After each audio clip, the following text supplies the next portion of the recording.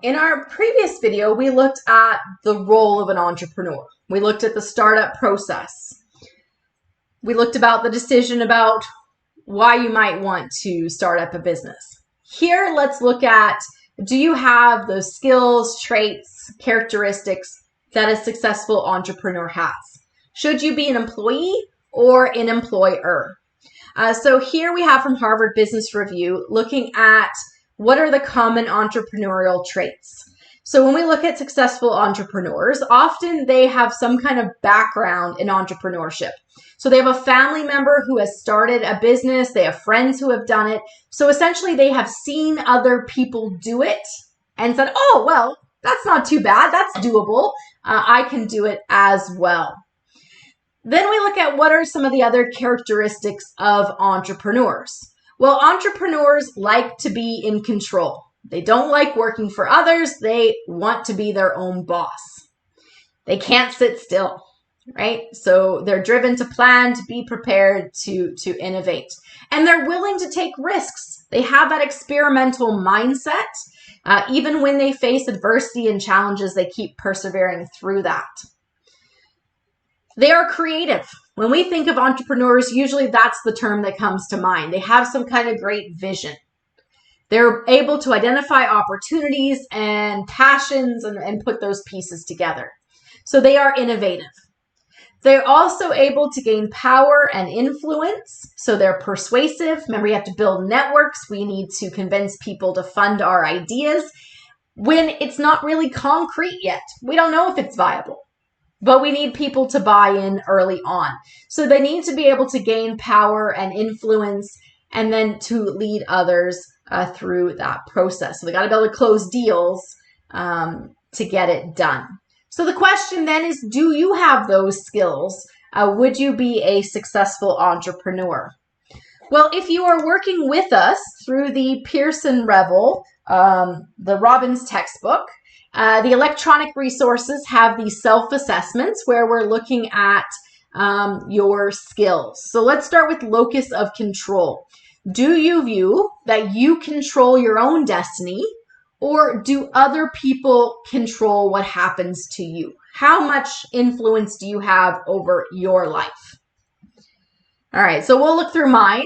But of course, I encourage you to do yours. And so let's look at your locus of control. Here we have, I have a high internal, low external locus of control. Entrepreneurs have a high internal locus of control. They believe that they can change their fate, change their destiny. They influence whether or not they're successful. And that's why they are willing to experiment, try new things, and push for creation of new ideas. So do you have that higher internal locus of control as opposed to a low internal, high external, where you feel like the outside forces really are influencing what happens to you? So it's hard to be an entrepreneur if your fate is left up to everyone else rather than yourself. Remember, entrepreneurs like to be in control. Then we can look at how well do you do at gaining power and influence? Are you able to influence people? An important trait for entrepreneurs to be able to win people over to your vision, especially if you need buy-in from potential employees, from potential investors. When we look at the ability to gain power and influence, we can break it into a number of pieces. And we've talked already about influence in some of our previous videos. So we can look at, here it says personal characteristics and position characteristics. So this is that authority of leadership and authority of position. So which one is which? Well, the position characteristics, that's authority of position. That is, people will listen to you and do what you tell them because you have a title, because you have credentials, because you are in a role that says, I'm in charge. Now, when you do this assessment, you might find, well, maybe I'm not currently in a role where I feel like I have a lot of authority of position. I don't get to dictate to many people what to do. Then those numbers might be low currently based on how you feel in your current role.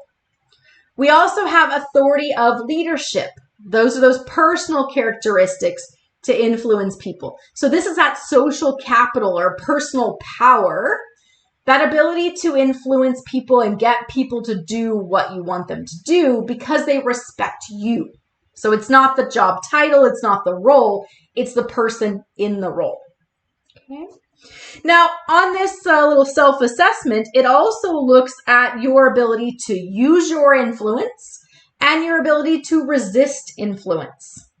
So entrepreneurs can use their influence to move their ideas forward, and they resist the influence of others.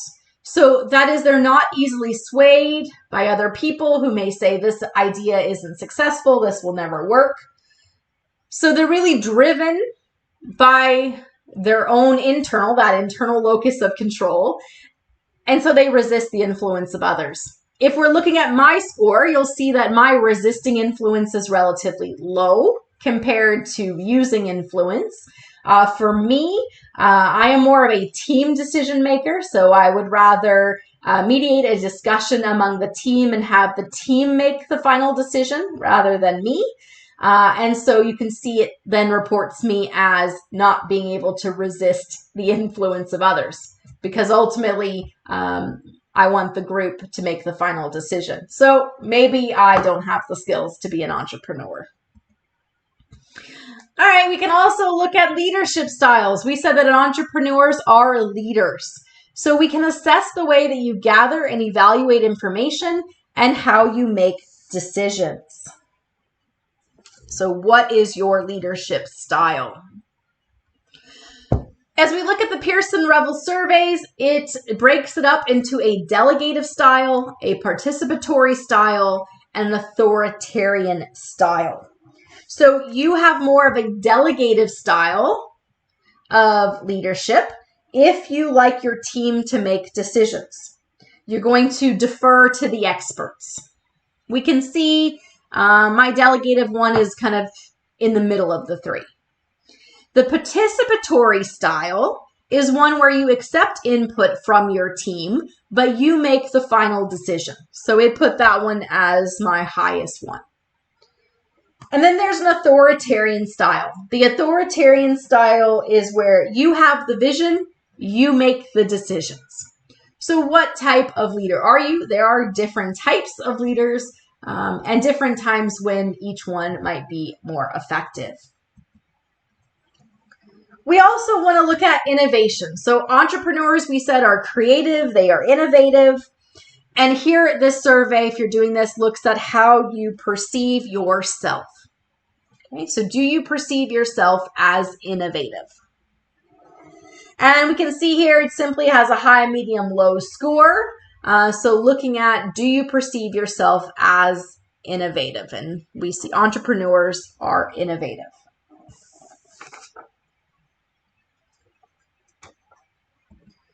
And the last one we want to look at here related to our discussion of the traits of entrepreneurs. We talked about how entrepreneurs are comfortable with uncertainty, that they have to persevere, keep at it when roadblocks appear. Well, all of those are stressful. So how well do you manage stress? An entrepreneur needs to be someone who can deal with stress. So how did you do? So we can classify how you deal with stress into three parts. How are you in terms of eliminating stressful activities? So the tasks, the relationships, the part of your life that are more stressful, can you avoid them, reduce them? And then how do you prepare for stressful events? So have you developed resiliency? Here we're looking at, do you have a healthy diet? Do you exercise? Well, I don't exercise and I live off of sugar. So I didn't do well in the developing resiliency. And then when you do have stress, how well do you cope with it? And so here we're looking at, do you meditate? Do you have activities where you can move through it so you're able to handle it as it comes? And I didn't deal well with that one either. I'm a ducks in the row kind of person, and when my ducks aren't in a row, I get very stressed. So how did you do? Do you deal well? Do you cope well with stress? Because as an entrepreneur, there's going to be a lot of uncertainty, a lot of ambiguity. And so you need to be a person who is not going to easily be stressed out.